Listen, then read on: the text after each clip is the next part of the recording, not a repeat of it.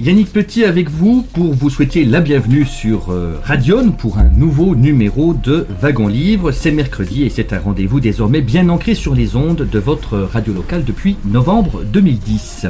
Avant d'entrer en matière, il me faut préciser que l'émission que vous allez suivre ce soir a été enregistrée en public le 9 mai dernier à la librairie L'Autre Monde. Je salue toute l'équipe de la librairie, Carole Amissel et Evelyne Levallois, notre fidèle libraire, qui est bien sûr à nos côtés. Bonsoir Evelyne. Et bonsoir. On te retrouve à la fin de l'émission pour le traditionnel coup de cœur que tu offres et partages depuis maintenant plus d'un an avec nos auditrices et auditeurs. Et ce soir, nous accueillons un historien et anthropologue. C'est Damien Baldin. Bonsoir Damien Baldin. Bonsoir. Alors vous êtes agrégé d'histoire, vous êtes actuellement chargé d'enseignement à l'école des hautes études en sciences sociales. Vous préparez une thèse sur la police des chiens en France de la fin du 18e jusqu'aux années 60. Et puis, année 2014 oblige, j'allais dire pour les historiens passionnés de la Grande Guerre, vous êtes conseiller à la mission du centenaire de la Première Guerre mondiale. Vous avez fait paraître au mois de janvier ou février de cette année donc une histoire des animaux domestiques 19e, 20e siècle aux éditions du Seuil. Alors vous avez aussi, Damien Baldin, écrit une histoire du sein, S-E-I-N, ça m'a interpellé, une histoire du sein, c'est-à-dire une approche historique du corps des femmes au 19e siècle. Rapidement un petit mot sur cette histoire du sein. Écoutez, c'était un ouvrage qui a été le résultat d'un travail de mémoire, de maîtrise, avec Alain Corbin. C'était la dernière année où Alain Corbin, grand historien du sensible, enseignait à l'université à la Sorbonne. Et je sortais tout juste de Cagnes, et je devais chercher un mémoire de maîtrise. Et je voulais un sujet... je voulais travailler avec Alain Corbin, je voulais travailler sur l'histoire du corps, et je voulais travailler sur un objet transversal, si je puis employer ce mot. Et un matin, en me réveillant, je me suis dit, mais bien sûr, les seins des femmes, objet incroyable, incroyablement riche, avec une approche médicale, une approche artistique, une approche par la sexualité, une approche par la sensualité, par l'érotisme, par la pornographie. Enfin voilà, il y avait tout d'un coup, c'était un objet historique qui permettait d'avoir une approche par des angles absolument divers et qui m'a passionné, alors sur une période très restreinte, là pour le coup la toute fin du 19e, 1860, 1914. Alors vous avez aussi beaucoup travaillé sur la guerre de 14-18, vous avez travaillé d'ailleurs avec Stéphane Audouin-Rousseau et le professeur Jean-Jacques Becker, pas sa fille, pas Annette. Non, j'ai surtout travaillé avec Stéphane Audouin-Rousseau, plus qu'avec Jean-Jacques Becker qui est mon directeur de thèse. Donc c'était la guerre des animaux 1914-1918. Et puis, j'insiste sur le fait que vous êtes très attaché à la guerre de 14-18 parce que la première phrase qui ouvre cette histoire des animaux domestiques, c'est « Cette histoire des animaux est fille de la Grande Guerre ». Alors, quel est le lien entre la Grande Guerre et une réflexion sur le sort de la condition animale, l'amélioration des espèces, sa protection, sa valorisation, et notamment dans le champ de l'affectif et de la sphère intime. Quel lien entre 14-18 et le sort de la condition animale ? Alors, je vais faire une réponse en deux temps. Comme vous l'avez vu pour la première réponse, j'aime bien donner un petit peu le côté égo-histoire et histoire personnelle, parce que souvent ça permet de comprendre également le lien historiographique. C'était un moment où je préparais l'agrégation et j'avais redécouvert l'histoire de la Première Guerre mondiale qui était au programme d'histoire en questions contemporaines. Et là encore, je prévoyais de continuer à faire des recherches en histoire, donc de préparer un DEA. Et tout en préparant l'agrégation, j'avais envie de trouver un sujet d'étude. Par un hasard assez incroyable, je travaillais à la bibliothèque Sainte-Geneviève, je révisais et je lisais un article sur les sorties de guerre. ou comment les sociétés européennes se démobilisaient, comment on passait du temps de paix au temps de guerre, avec les aspects pratiques, économiques, comment les hommes allaient du front et rentraient chez eux, comment ils étaient désarmés, comment ils passaient du statut de soldat au statut de civil, enfin comment ils retournaient civils. Et puis là, une note de bas de page, complètement anecdotique, sans aucun développement, et aussi, il a fallu démobiliser 10 000 chiens de guerre. Point. Aucune analyse, rien du tout, et là je me suis dit, mais c'est extraordinaire, bien sûr. Bien sûr, les animaux. Et là, tout d'un coup, il y a si vous voulez, tout d'un coup, ce à quoi vous ne faites pas attention, en ayant lu sur la Grande Guerre, vous vous rendez compte que c'est presque à chaque page, ou dans chaque témoignage. Et tout d'un coup, c'est une sorte d'illumination, vous dites, mais c'est vrai, et les rats, et les chevaux, et les chiens, et vous vous rappelez que tel auteur a parlé de tel chien, de tel cheval, et tout d'un coup, il y a un monde qui s'ouvre à vous, et vous dites, mais bien sûr, il faut absolument aller voir ce qui se passe dans cette grande guerre par rapport aux animaux. Donc ça, c'est comment j'ai travaillé, comment je me suis mis à travailler là-dessus. Et le second point, c'est que la grande guerre, c'est vraiment une sorte c'est une chance incroyable pour un historien, parce que c'est une sorte de laboratoire où tout d'un coup les pratiques qu'on voit assez peu lorsqu'on étudie le temps de paix, tout d'un coup tout est révélé. C'est-à-dire que c'est vraiment, vous avez ces chevaux, ces chiens, vous ne les voyez pas lorsque vous êtes un historien de 1850 à 1914, et lorsque vous étudiez la guerre, d'un coup, tout ce monde-là réapparaît. Et en fait, j'ai commencé à m'interroger sur justement la présence des chevaux, notamment dans les armées, et j'ai réalisé, alors c'est très bête, hein, mais bon, c'est aussi ça, tout d'un coup, les sortes d'illumination, j'ai réalisé que, en fait, c'était toute la société du 19e qui partait à la guerre avec ces animaux-là, et donc, j'ai rapidement compris que, pour comprendre la présence des animaux dans la Grande Guerre de 1914 à 1918, il fallait se pencher sur cette société du 19e siècle, qui avait été étudiée, qui est beaucoup étudiée. On connaît très bien l'histoire économique, on connaît très bien l'histoire culturelle, on connaît très très bien l'histoire politique, mais finalement on connaît parfois très peu ce qui est dans l'environnement très concret et très quotidien de la population. Et en fait, les hommes et les femmes de 1914 vivaient avec les animaux, vivaient avec une proximité, que ce soit à la campagne ou à la ville, que ce soit avec des animaux de compagnie ou avec des animaux d'élevage, avaient une proximité avec les animaux que nous avons complètement perdu.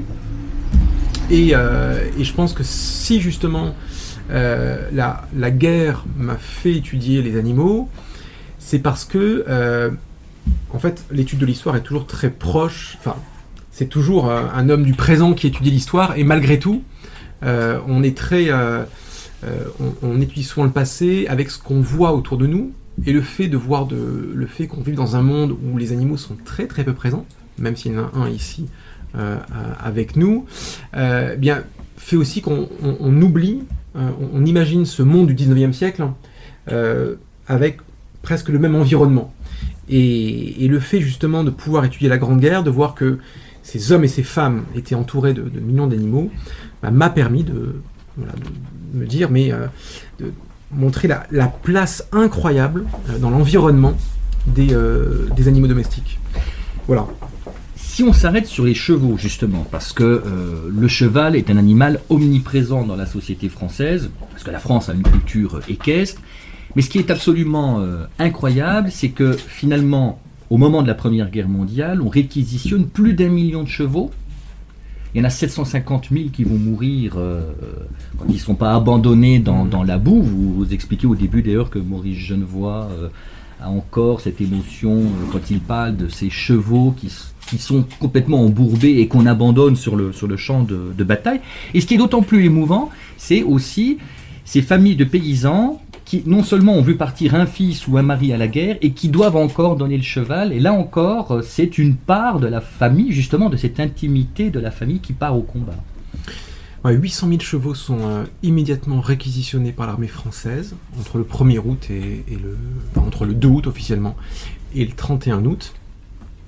Ces 800 000 chevaux, ça fait un ratio presque de un cheval pour 4 hommes. Donc c'est quand même extrêmement... il y a une présence extrêmement dense des chevaux. Et alors, pourquoi ces chevaux 100 000 à peu près servent à la cavalerie, parce qu'il y a encore 100 000 cavaliers dans l'armée française en 1914, et les autres servent à la traction des voitures, de ravitaillement essentiellement, mais surtout la traction des canons. Puisque même encore en 1918, il faut savoir que 85% de l'artillerie est encore tirée par des chevaux. Et ça, c'est assez incroyable. Pourquoi ? Parce que l'automobile est déjà connue, le camion aussi, mais sur les longues distances, il y a le train. Depuis le milieu du 19e siècle, le train a remplacé les chevaux, mais sur les courtes distances, le cheval reste le moteur de la société du 19e siècle. Et sur les courtes distances, jusqu'à donc, au développement de la voiture, mais la voiture est encore très peu développée avant 1914, c'est le cheval qui est l'automobile d'aujourd'hui. Et encore plus, sur un champ de bataille où vous n'avez pas de route, mais encore moins des routes goudronnées, et que donc... entre l'échelon, si vous voulez, les hommes, les canons sont amenés par train à quelques dizaines de kilomètres du front, mais après, pour faire le trajet de la gare jusqu'à la zone des opérations, le seul moyen de pouvoir tirer et de rendre mobile des canons sur des terrains extrêmement compliqués, ce sont les chevaux. Et ce qu'on oublie aussi assez peu, c'est que même la Seconde Guerre mondiale, qui est présentée comme la Grande Guerre des avions mécanisés, des tanks, même encore aujourd'hui, quand on pense à la Seconde Guerre mondiale, les Stuka, les Panzer, la Blitzkrieg. Mais il faut savoir qu'une division de Panzer, par exemple, avait besoin de plusieurs centaines de chevaux, et que l'armée allemande, la fameuse Wehrmacht d'Adolf Hitler, compte encore plus de chevaux que l'armée allemande de la Première Guerre mondiale. Et lorsque les Allemands, en 1941 se lancent à l'offensive en URSS, ils ont certes une armée très mécanisée avec les Panzers, mais très rapidement, notamment à cause des problèmes d'approvisionnement en essence, à cause notamment aussi du froid, des routes qui sont très peu empruntables, eh bien, les chevaux sont là pour assurer l'approvisionnement et le ravitaillement de l'armée allemande, qui va être très rapidement embourbée en URSS. Pareil, lorsque les Américains, la grande armée américaine, la grande armée moderne américaine rentrent dans le conflit, se lancent dans la campagne d'Italie pour remonter vers le nord, et ben, dans les Apennins, par exemple, les Américains sont obligés de faire appel à plus de milliers de mulets pour pouvoir continuer à faire la guerre. Donc même encore jusqu'en 1945, nous avons des armées extrêmement animalisées. Vous dites même l'armée rouge, 3 millions de chevaux. Oui, alors, les chiffres sont difficiles à estimer pour l'armée rouge, mais oui, sans doute que l'armée rouge de 1939-1945 est sans doute celle qui, dans l'histoire, a compté le plus de chevaux. Vous savez, jusqu'à ce que les États-Unis puissent aider l'armée soviétique, les chevaux étaient, là encore, le moteur essentiel des troupes soviétiques, de l'armée rouge. Et puis vous rappelez quand même que le 14 juillet 1919, Joffre et Foch remontent les Champs-Élysées pour le défilé militaire à cheval. C'est l'animal omniprésent dans la société française. Oui, et ce qui est surtout très, très intéressant, c'est que l'animal, le cheval, est à la fois est un animal qui traverse les catégories sociales. C'est à la fois l'animal de l'aristocratie et la noblesse, qui est l'héritage du chevalier. Ça, c'est le cheval qui est monté, mais le cheval, ça peut être aussi celui du paysan breton, ça peut être celui du cheval dans les plaines céréalières de la Beauce, et ça peut être aussi le cheval du charretier parisien et du charretier des grandes villes. Donc vous avez un cheval qui est socialement approprié par différentes catégories de la population. Ce ne sont pas à chaque fois les mêmes chevaux, hein. Le cheval qui est utilisé pour le labour n'est pas le cheval de monte du faubourg Saint-Germain à Paris, évidemment, mais c'est très souvent un signe de distinction sociale. En Bretagne, par exemple, le valet de ferme qui doit s'occuper du cheval jouit d'un prestige bien supérieur aux autres domestiques ou aux autres paysans bretons. Et on a donc vraiment Alors, il faut quand même bien savoir aussi, nuancer que la France du cheval est surtout une France de la partie nord. Le cheval est bien plus présent dans la France septentrionale que dans la France méridionale, où on retrouve beaucoup plus l'usage du mulet et l'usage de l'âne, notamment dans les régions montagneuses. Damien Baldin, on va marquer une première pause musicale. On vous retrouve dans quelques minutes pour donc l'histoire des animaux domestiques 19e, 20e siècle. C'est aux éditions du Seuil.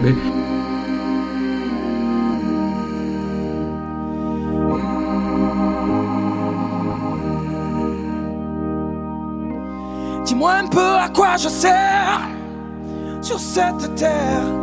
Je me pose souvent la question, car moi je ne sais rien faire. Oh Sainte Mère, est-ce une profession? Non. Alors je danse et bricole 2-3 mots au bord de l'eau. D'accord, et ravistole quelques bémols sans savoir le vrai du faux. Je mets un peu de blues, un peu d'âme, 2-3 notes, une envie de bonheur, un peu de soul et je m'enflamme pour une vie de toutes les couleurs. Juste un peu de blues, un peu d'âme, je fredonne mes notes et mes humeurs. Toi mon amour qui m'accompagne, de ville en ville, de cœur en cœur.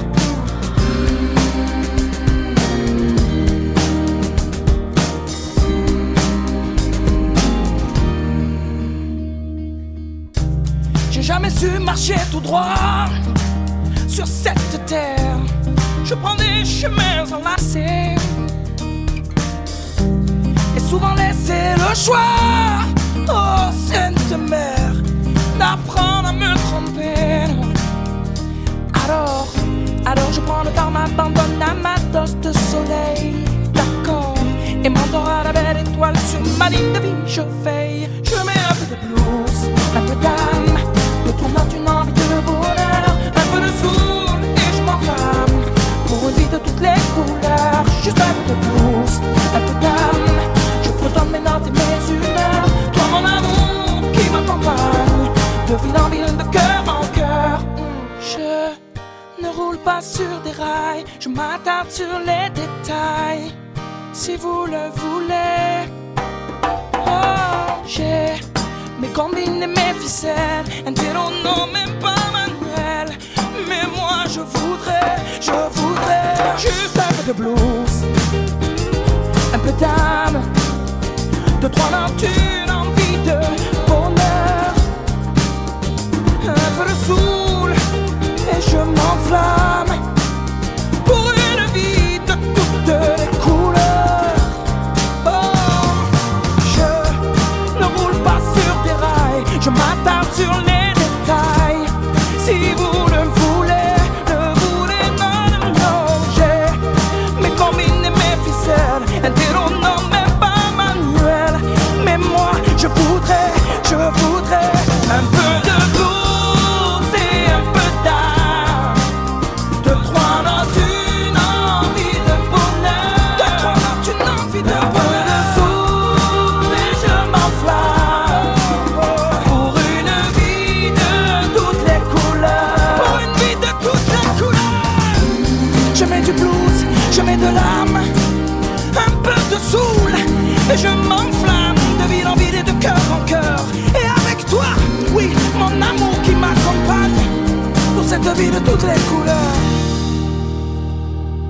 Votre rendez-vous culturel du mercredi sur l'antenne de Radion revient avec notre invité, agrégé d'histoire et chargé d'enseignement à l'école des hautes études en sciences sociales pour son histoire des animaux domestiques 19e, 20e siècle. C'est Damien Baldin qui est avec nous.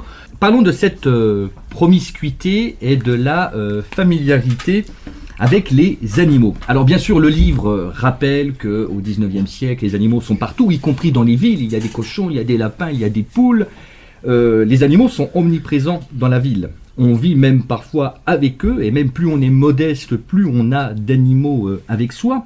Alors, on ne peut pas aborder tous les aspects de la relation privilégiée que l'homme entretient avec les animaux, mais en tout cas, Vous parlez de la vache, par exemple, où il y a un lien affectif autour de cet animal que l'on protège, et que l'on considère même comme membre de la famille, puisque cet animal parfois obtient des prix, des médailles qu'on expose, ou des photos qu'on expose de la bête, qui fait partie intégrante de la famille. Alors, vous abordez ici la question de l'élevage. J'imagine que dans le public ici présent, certains ont peut-être même j'en doute pas, une meilleure connaissance que moi de l'élevage. Et d'ailleurs, je serais curieux d'avoir votre avis. Il faut d'abord faire un petit point historique. La présence des animaux d'élevage dans les campagnes n'a jamais été aussi forte qu'au XIXe siècle. L'image d'une campagne riche en animaux d'élevage, c'est un stéréotype qui n'est applicable qu'au XIXe siècle. Le Moyen-Âge et même encore la période de l'Ancien Régime sont des périodes où les animaux d'élevage sont beaucoup moins présents qu'à partir du XIXe siècle, avec la révolution agricole qui permet effectivement aux étables de se remplir et aux prairies d'accueillir tous ces troupeaux qui paissent. Donc, vous avez une société rurale qui, très clairement, par rapport au siècle précédent, possède beaucoup plus d'animaux d'élevage et qui a une proximité très forte avec ces animaux d'élevage, puisque, vous le savez, j'aime pas cette expression, mais la France agricole est plutôt une France du XIXe siècle de la petite propriété rurale, donc des troupeaux qui ne sont pas des immenses troupeaux, parfois même beaucoup d'exploitations ont simplement une seule ou deux vaches, pareil pour le cochon, et donc le modèle de l'exploitation agricole familiale renforce effectivement la proximité, notamment même physique. Si on prend l'exemple, si on part plutôt en Savoie, les paysans des alpages vous expliquent la proximité à l'intérieur même de la maison, avec la proximité de l'étable et puis de la pièce principale. Donc vous avez une proximité corporelle, sensible, en termes d'odeur, et sonore, et évidemment, et puis qui fait aussi que ce que beaucoup de personnes ont de plus en plus de mal à comprendre, c'est que, on peut être tout à la fois un paysan qui utilise son animal pour une production économique, tout en ayant des sentiments et une affection pour ces animaux.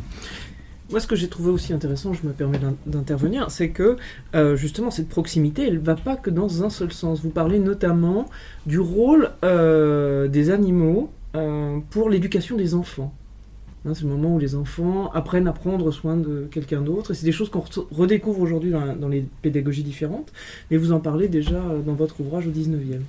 Oui, et avec là encore, deux mondes un petit peu différents. C'est dans un monde rural où justement la garde des petits animaux est aussi une charge confiée soit aux personnes âgées, soit aux jeunes enfants. Je pense notamment aux troupeaux d'oies et à l'image un peu stéréotypée, mais qui avait une véritable réalité des jeunes filles qui s'occupent du troupeau d'oies. Donc, dans un monde rural, vous avez effectivement un apprentissage à la fois du métier d'agriculteur avec ces enfants à qui l'on confie des tâches de gardiennage souvent d'animaux, et c'est une véritable propédeutique, y compris affective. Et dans les catégories sociales plus élevées, notamment urbaines, vous avez la volonté justement dans l'éducation de pouvoir donner à ses enfants un petit animal de compagnie, donc souvent un chien ou un chat, qui permettent alors pour les jeunes filles, c'est très clairement une éducation très genrée, à savoir que ça doit développer chez elles des qualités maternelles, elle doit bien s'en occuper, et donc c'est aussi une manière de responsabiliser les jeunes enfants. Donc très clairement, et même encore, c'est une histoire qui dure jusqu'à aujourd'hui, le fait de pouvoir aujourd'hui, un des moments où les familles font l'acquisition d'un animal de compagnie, hein, c'est soit pour un enfant, hein, très clairement, parce qu'il y a justement un apprentissage, notamment de la douceur. C'est-à-dire que c'est quelque chose qui a un sentiment qui prend de plus en plus d'importance au 19e, puis au 20e siècle, et que la caresse, notamment, que les enfants développent avec ces animaux, doit être justement un apprentissage de la douceur, et qui est aussi, cet apprentissage de la douceur, c'est assez amusant, parce que c'est aussi très social. Il ne faut pas oublier que au 19e siècle, les élites cherchent à adoucir les mœurs d'un prolétariat que l'on estime trop violent, et que la volonté de diffuser justement des pratiques et des gestes envers les animaux de compagnie, notamment celle de la douceur, ça participe aussi d'un plus long processus d'adoucissement des mœurs. Et donc là, mais comme pour beaucoup de sujets, étudier les animaux, ça permet aussi d'étudier des mouvements sociaux bien plus vastes. Donc là, je parle des caresses, de la douceur, et ça renvoie aussi à une histoire plus longue d'une volonté d'adoucissement des mœurs. Alors, caresse, douceur, vous expliquez aussi combien les femmes ont puissamment contribué à l'amélioration du sort des animaux, et que, si on prend le cas du chien, le chien est un animal fidèle, mais ceci dit, pendant très longtemps, le chien est considéré comme un animal errant, que l'on redoute quand même, on craint la morsure, et il y a surtout la peur de la rage quand même pour le chien. Il y a ce paradoxe autour du chien. Sa fidélité est montrée comme une valeur exemplaire chez cette bête, et pourtant, on le redoute et on le craint. Alors, deux questions, les femmes et les chiens. Alors, les femmes d'abord, peut-être. Les femmes d'abord, puis après je reviendrai sur la question des chiens. Alors, les femmes ont participé à l'amélioration du sort des animaux. Elles sont militantes féministes. Parfois, vous dites, on en rencontre des militantes féministes. Alors, ce sont celles qui font progresser la cause animale, et c'est plus les gens de gauche, quand même, qui s'intéressent au sort de l'animal que les conservateurs. Alors, non, justement, ça c'est absolument passionnant, parce que même encore aujourd'hui, politiquement, c'est assez incroyable. Les animaux sont à la fois un sujet de droite et de gauche. Alors, donc maintenant il y a la question politique, en plus de la question des femmes. Oui. Nous voilà bien embarrassés. Les femmes ont participé, évidemment, on va dire, au mouvement associatif et au mouvement d'opinion qui s'intéressait au sort des animaux, et qui émerge à partir de la seconde moitié du 19e siècle. Pour un repère, la SPA est créée en 1845. Voilà. Et après, les sociétés vont se développer surtout à partir de la fin du 19e, puis au 20e siècle. La première loi, la première avancée obtenue par la SPA, c'est la loi Grammont, 1850. Et là, nous sommes dans une SPA qui est profondément masculine. Avec des inspecteurs sur le terrain. Exactement. Donc, ce n'est pas uniquement, pour vous dire, ce n'est pas uniquement une protection féminine qui a fait avancer le sort, ou on va dire l'amélioration des animaux domestiques. Par contre, ce qui est certain, c'est que au début, on a une protection, un mouvement protecteur qui est plutôt masculin, qui est plutôt de personnes notables, plutôt bourgeois, qui cherchent à améliorer le sort des animaux. Pourquoi ? Non pas tant comme aujourd'hui par souci du bien-être animal, mais pour deux raisons extrêmement importantes. C'est que, les animaux sont un outil économique absolument incroyable, et que donc bien les traiter, c'est s'assurer une bonne productivité économique, et que donc on doit faire attention au sort et il n'y a pas encore le mot bien-être, mais on doit faire attention justement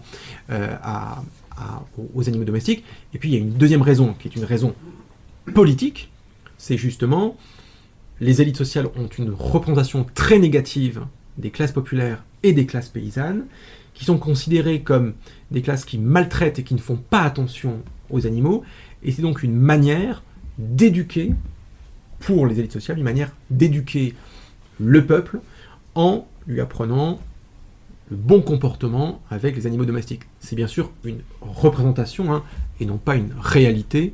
Je ne crois pas, et je suis même persuadé au contraire, voilà, même les ouvriers parisiens ou les paysans ne sont pas plus violents au XIXe siècle qu'une élite sociale. Donc, et ce n'est que dans un deuxième temps, et c'est un petit peu comme aujourd'hui, vous savez qu'aujourd'hui il y a un grand débat sur les animaux, être sensibles, il y a des revendications, non pas au nom d'une productivité matérielle, ou même au nom de valeurs, on va dire, anthropocentrées, c'est-à-dire que c'est pas... Aujourd'hui, on ne cherche pas à protéger les animaux pour lutter contre des comportements humains. On cherche simplement à améliorer le sort des animaux parce que ce sont des animaux. Bon. Et cette idée-là, elle apparaît à la toute fin du XIXe siècle et au début du XXe siècle, c'est ce que j'appelle la protection plus sensible, où on cherche à protéger les animaux parce que ce sont des animaux et des êtres sensibles. Et c'est à ce moment-là que l'on voit effectivement apparaître une féminisation de la protection. C'est-à-dire que le moment où la protection devient de plus en plus une protection dite sensible, ça correspond effectivement à une évolution de la sociologie des protecteurs des animaux, où l'on retrouve de plus en plus des femmes, et notamment dans la SPA, c'est très, très clair, hein, puisque notamment celle qui va présider la SPA dans les années 20 est une femme, alors qu'avant c'était une société de notables et évidemment des hommes. Donc oui, les femmes ont participé à l'essor de cette deuxième phase de la protection des animaux, et c'est d'ailleurs une femme qui a créé l'OABA, qui est l'association pour protéger les animaux de boucherie dans les années 60. Et c'est une femme aussi qui crée le cimetière pour animaux à Asnières, Marguerite Durand, donc c'est 1899. Ouais, je pense que vous êtes bien meilleur que moi en date. Ah, moi je vous ai lu, hein, c'est pour ça, moi je n'ai pas de mérite. Mais par contre, maintenant je reviens à la question politique, qui est extrêmement importante. Pourquoi ? Parce que donc, la première loi, elle date de 1850. C'est une loi extrêmement simple qui punit d'une contravention les mauvais traitements envers les animaux domestiques dans l'espace public. Ça veut dire que si vous tabassiez votre cheval chez vous, vous ne risquez rien. Par contre, si vous le faisiez dans la rue, vous pouviez être sanctionné. Cette loi, elle est proposée par le général de Gramont, qui est un général bonapartiste, de la droite conservatrice. Qui est antidémocrate même. On peut le dire, qui est antidémocrate. Et donc elle est proposée par ce général de Gramont, elle est soutenue par le Parti de l'Ordre, et elle est également soutenue par Victor Schœlcher et par les Républicains, qui sont situés tout à la gauche de l'Assemblée. Donc déjà, la première loi est votée à la fois par la droite et par les Républicains, avec deux oppositions, qui sont l'opposition des libéraux, qui estiment que c'est une mesure antilibérale, qui est une atteinte à la propriété. Après tout, s'il y a l'argumentaire très classique, hein, si le propriétaire de son chien veut battre son chien, l'État, la société n'a pas à l'en empêcher, c'est sa propriété. Donc les libéraux voient cette mesure-là comme une mesure antilibérale. Et puis il y a aussi les chrétiens. Les chrétiens qui estiment que certains chrétiens, hein, la question est compliquée, mais certains chrétiens estiment que on n'a pas à légiférer sur les animaux, et que donner de l'attention aux animaux, notamment d'un point de vue politique, c'est se détourner de l'homme qui est au cœur de la religion. Et puis après, à la fin du XIXe siècle, vous avez également deux députés qui vont militer pour améliorer la loi Gramont, pour qu'elle soit plus efficace. Et vous avez un député qui est un élu du 16e arrondissement, qui est proche des milieux du boulangisme, qui est vraiment très à droite. Et puis au contraire, vous avez une gauche républicaine qui, elle aussi, milite pour le sort des animaux, parce que, et y compris une gauche d'ailleurs très très radicale, puisque on retrouve chez les hommes politiques qui s'intéressent au sort des animaux, sont les mêmes qui s'intéressent au sort des enfants, au sort des femmes, et là en fait nous retrouvons toute une doxa républicaine qui associe les animaux à la marginalité sociale, et que on ne s'occupe pas des animaux comme on ne s'occupe pas du sort des femmes, comme on ne s'occupe pas du sort des enfants, comme on ne s'occupe pas du sort des ouvriers. Et Jules Michelet notamment qui parle des frères inférieurs, et donc c'est la raison pour laquelle vous pouvez avoir un discours extrêmement radical à gauche sur la protection des animaux. Et même encore aujourd'hui, la question, elle est elle est difficilement, on peut difficilement la situer dans tout le dialogue, vraiment dans toute l'assemblée et dans toute la diversité des partis. Vous avez par exemple la fondation Brigitte Bardot, qui peut dire qu'il y a des positions parfois politiquement très à droite, et vous pouvez également trouver un souci des animaux chez des groupes écologistes qui sont eux très marqués à gauche. Donc c'est une question qui est vraiment très très intéressante à étudier. C'est même difficilement démêlable. On marque un nouveau temps de pause dans notre entretien avec Damien Baldin, donc l'auteur de l'histoire des animaux domestiques 19e, 20e siècle. C'est aux éditions du Seuil. C'est un essai donc, qui étudie l'intimité des sentiments que les animaux font naître, et cette cohabitation entraîne donc une véritable domestication. Et c'est entre autres ce dont traite notre invité Damien Baldin, qu'on retrouve dans quelques minutes. Là, on fait une petite pause musicale.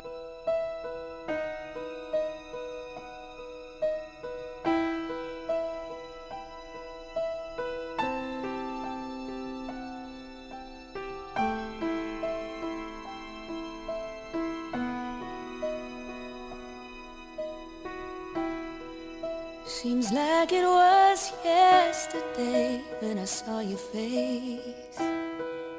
You told me how proud you were, but I walked away. If only I knew what I know today. Ooh, ooh. I would hold you in my arms, I would take the pain away.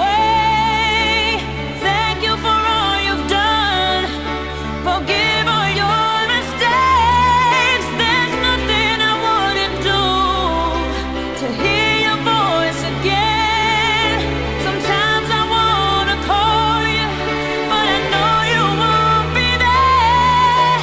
Oh, I'm sorry for blaming you for everything I just couldn't do. And I've hurt myself by hurting you. Some days I feel broke inside, but I won't admit. Sometimes I just wanna hide, 'cause it's you I miss. And it's so hard to say goodbye when it comes to this. Ooh. Would you tell me I was wrong? Would you help me understand? Are you looking down upon me? Are you proud of who I am? There's nothing I wouldn't do to have just one more chance to look into your eyes and see you looking back. Oh, I'm sorry for blaming you for everything I just couldn't do. And I've hurt myself.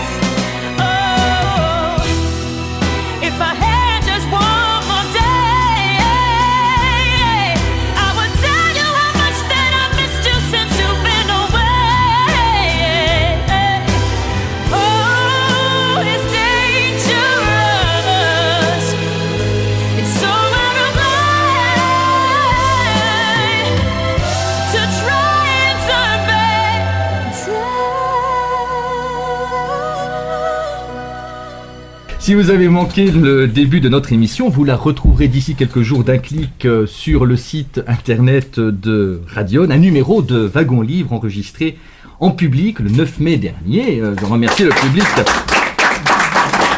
Enregistré dans le cadre des apéros de l'autre monde. Donc nous sommes ce soir avec Damien Baldin pour son histoire des animaux domestiques 19e, 20e siècle aux éditions du Seuil. Alors, votre essai, Damien Baldin, montre aussi que plus on aime les animaux, et là je voudrais qu'on parle des animaux que l'on conduit à l'abattoir, parce qu'avant On amenait les animaux de la campagne, les bouchers les tuaient en ville. Se posait le problème de l'odeur, du bruit, des bêtes que l'on ratait parfois. C'est terrible, il y a des choses terribles quand même sur la manière dont on tue les animaux. On ratait parfois malheureusement le premier coup pour assommer la bête qui s'échappait et fonçait dans la ville. Il y a le problème de l'odeur, il y a le problème de l'évacuation du sang, le problème de l'hygiène. Alors en fait, ce que votre livre montre, c'est que plus on aime les animaux, plus on avance dans le temps et plus, finalement, on cache la mort des animaux. Et paradoxalement, plus on essaie de bien tuer les bêtes, et plus dans la société, on aime le steak, plus on aime la viande.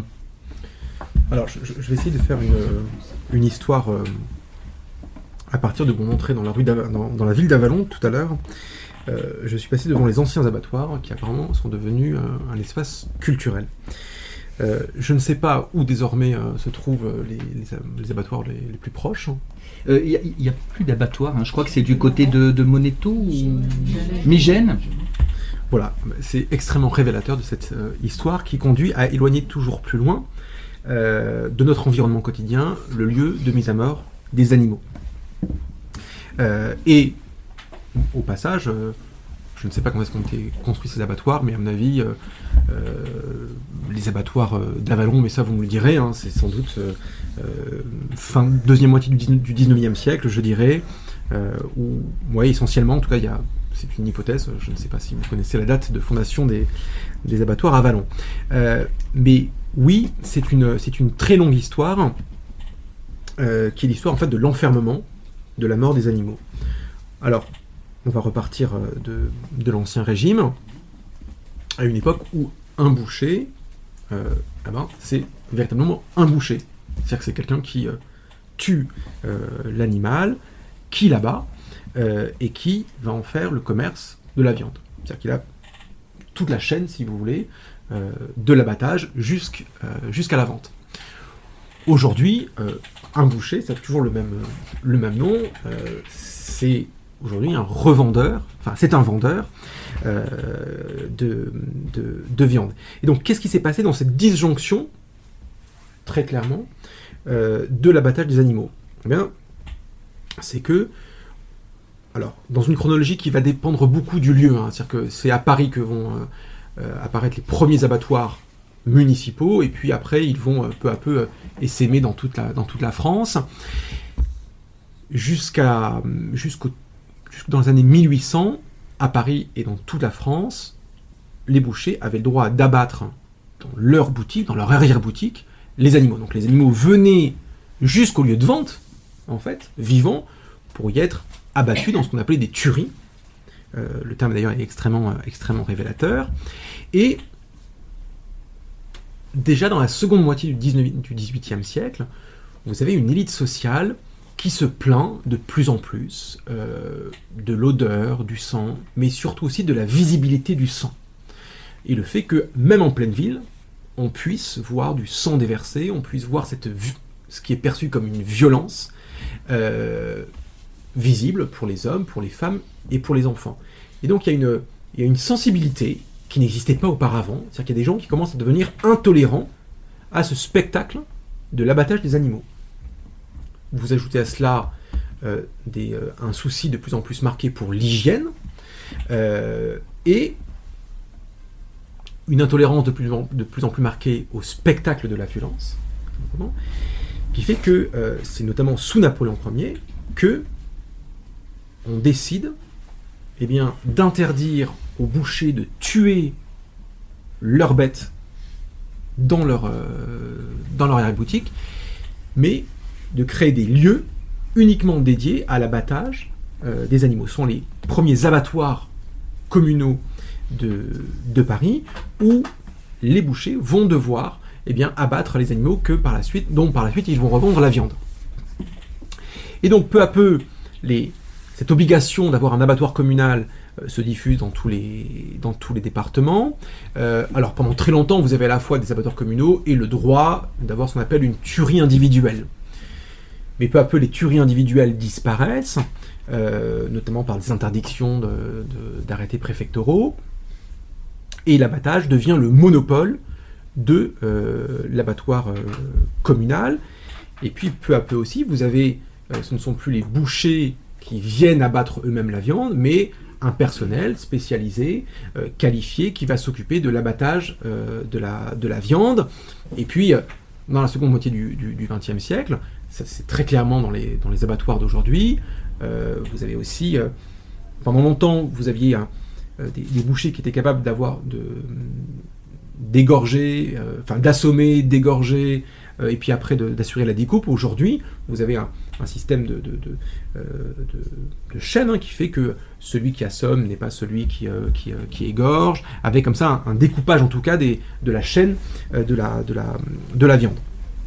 Et donc peu à peu, vous avez donc une invisibilité de la mort des animaux, alors même que la consommation de viande ne cesse d'augmenter, surtout au XIXe siècle. Ça commence un petit peu à se tasser là depuis, mais vous avez en tout cas de 1800 jusqu'en 2000, vous avez une augmentation croissante de la consommation de viande. Et donc vous avez un abattage de plus en plus important, et par contre une déconnexion de plus en plus importante des personnes qui consomment de la viande.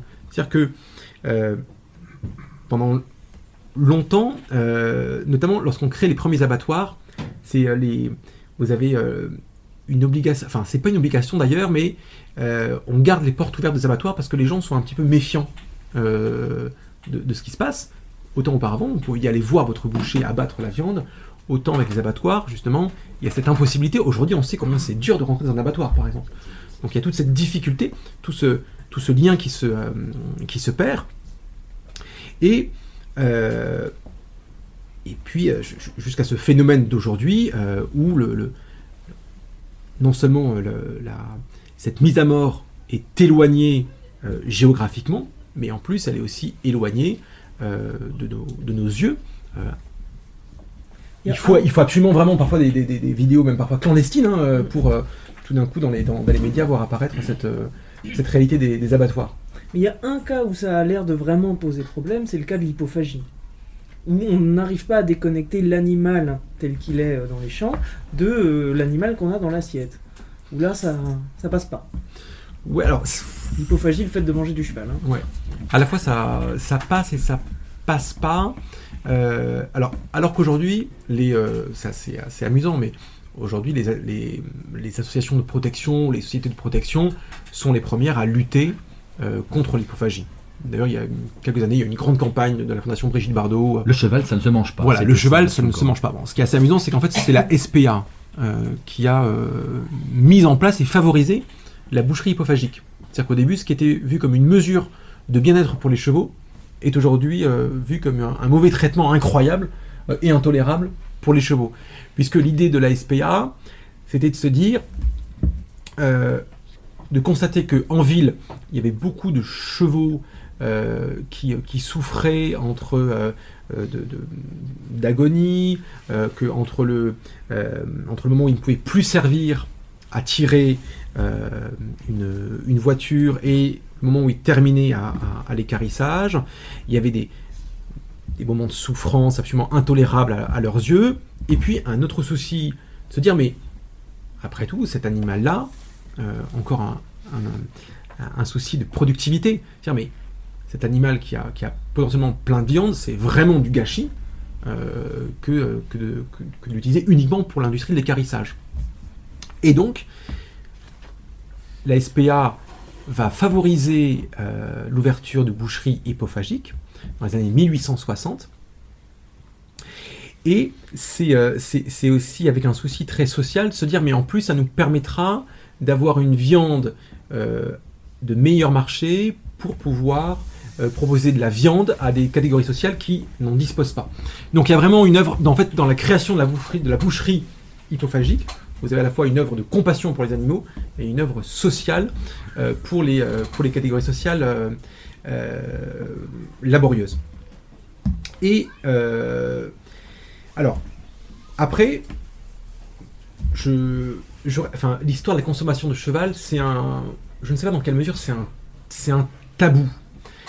Il est très clair que il y a des périodes d'histoire, la Commune en 1871, enfin le siège 1870, pas la Commune, excusez-moi, certaines années des années 1800, Et puis alors, très clairement, dans l'Ancien Régime, on a pu consommer dans des périodes de crise dans des villes du cheval.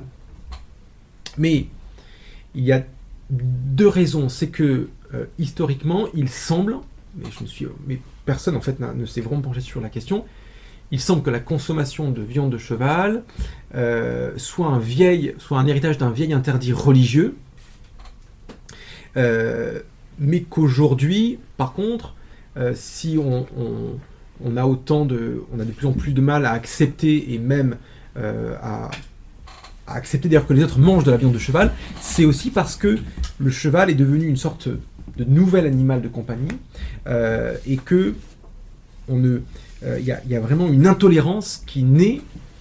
C'est de plus en plus considéré par certains au même titre que de consommer de la viande d'un chien, par exemple. Parce qu'il y a une proximité une autre proximité, parce qu'il y a toujours une grande proximité avec les chevaux, mais en tout cas cette intolérance aujourd'hui à la consommation de viande de cheval est à mon avis un des signes que le statut du cheval s'est peu à peu rapproché du statut d'animal de compagnie. Enfin, on ne mange pas de viande de chat. Le chat qui a mis quand même du temps, qui a été longtemps un animal malfaisant, qui était en fait associé souvent à la figure du diable. Hein. Et vous dites que dans les années 1870, dans un certain nombre de villes plutôt du nord, on jetait les chats du haut des beffrois, on les grillait, on les brûlait. Hein. Les chats ont pas mal souffert avant d'être les petits minous qu'on voit derrière nos fenêtres.